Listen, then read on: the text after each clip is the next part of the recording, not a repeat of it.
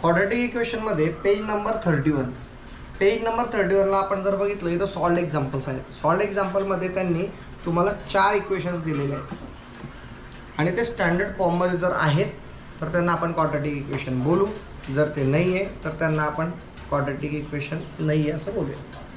Quadratic इक्वेशनची जर तुम्ही पहिली परत एकदा डेफिनेशन बघितली तर डेफिनेशनच्या हिशोबाने द हायर पॉवर किंवा हायर इंडेक्स किती पाहिजे 2 आणि ax square plus bx plus c च्या फॉर्ममध्ये पाहिजे.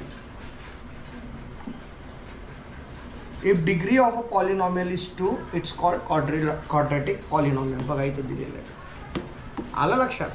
सॉल्ड एक्झाम्पलला जर आपण बघूया तर सॉल्ड एक्झाम्पलला फर्स्ट आलं हे तर एकदम सिम्पली क्वाड्रॅटिक इक्वेशन आहे. वाय हे बघा 3x square minus 5x plus 3 equal to 0. इथं आपण जेव्हा x square plus b x plus सीशी कम्पेअर करू तर 3a आलं, b -5 आणि c 3 आणि व्हेरिएबल एकच आहे. कोणता आहे तो x आणि डिग्री किती आहे 2. तर त्याने आन्सर दिलेले आहे ओनली व्हेरिएबल म्हणजे एकच चल आहे. चल किती आहे एकच आणि मॅक्झिमम इंडेक्स म्हणजे कोटी किती आहे 2. म्हणून ही क्वाड्रॅटिक इक्वेशन आहे. काय सांगितलं ही क्वाड्रॅटिक इक्वेशन आहे. बोला बरं माझ्यासोबत आहे. वा रे वा असं स्वाहा. बस 9y square plus 5 equal to 0. आपण आधी याला स्टँडर्ड फॉर्ममध्ये लिहिण्याचा प्रयत्न करू. 9y square plus 0y plus 5 equal to 0. इथं हायर डिग्री म्हणजे सर्वात मोठी कोटी जी आहे ती किती आहे 2 आणि हे काय 0y जरी असलं तरी चालतं आणि c किती आहे 5. हे आलं a b equal to 0 c equal to 5. आलं लक्षात. तर ही पण स्टँडर्ड इक्वेशन आहे आणि क्वाड्रॅटिक इक्वेशन आहे. यस हो. तिसऱ्या याच्यात डायरेक्ट नाही आहे नो.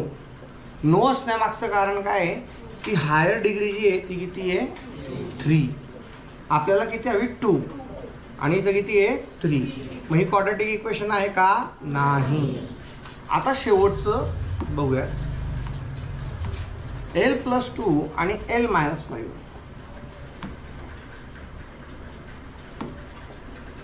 जर आपण हे ॲक्च्युली तुम्हाला डायरेक्ट यायला पाहिजे पण थोडंसं डिटेल सांगतोय जेणेकरून परत रिकॉल होऊन जाईल आणि डायरेक्ट पण सांगेल.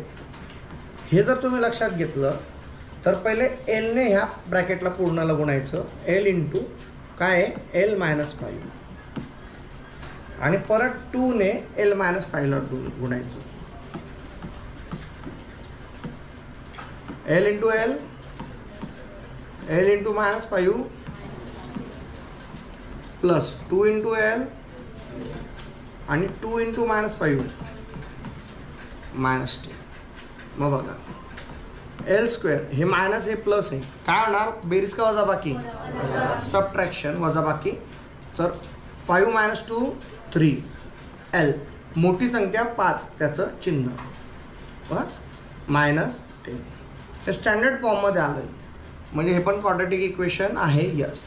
ज्यांना डायरेक्ट करायचं त्यांनी कसं करायचं एल इंटू एल हे आलं एल स्क्वेअर बरोबर. ह्या दोघांची बेरीज वजाबाकी करायची. -5 प्लस 2 हे काय आलं -3l आणि ह्या दोघांचा गुणाकार 2 इंटू -5 ॲन्सर काय आलं -10. तर हे क्वाड्रॅटिक इक्वेशन आहे. यस. मग आपण आपले ॲन्सर चेक करूया.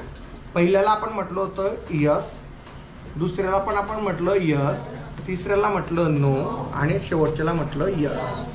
तर बघा पहिलं आलं क्वाड्रॅटिक इक्वेशन यस. दुसरं तुम्हाला हे फिल इन द ब्लँक्स भरायचे आहेत आणि ते आन्सर काय ना it is a quadratic equation. तिसऱ्याला क्यूब आहे तर M is only variable. Variable जरी एम आहे पण इंडेक्स काय आहे 2 नाही आहे 3 आहे म्हणून it's not a quadratic equation. Answer तर आपल्यालाच लिहायचे आहेत म्हणजे असेल आणि हे तुम्हाला सॉल्व करून दिलेलं आहे. तर इथं काय आणणार in this equation dash dash is the only variable. मग एल हे काय इथं only variable. L is only variable आणि मॅक्झिमम इंडेक्स पण किती तुमची 2, म्हणजे कोटी किती आहे 2, म्हणून it is a quadratic equation. आलं लक्षात? ज्यांना वाटत असेल त्यांनी लिहून घ्यायला. मी बघा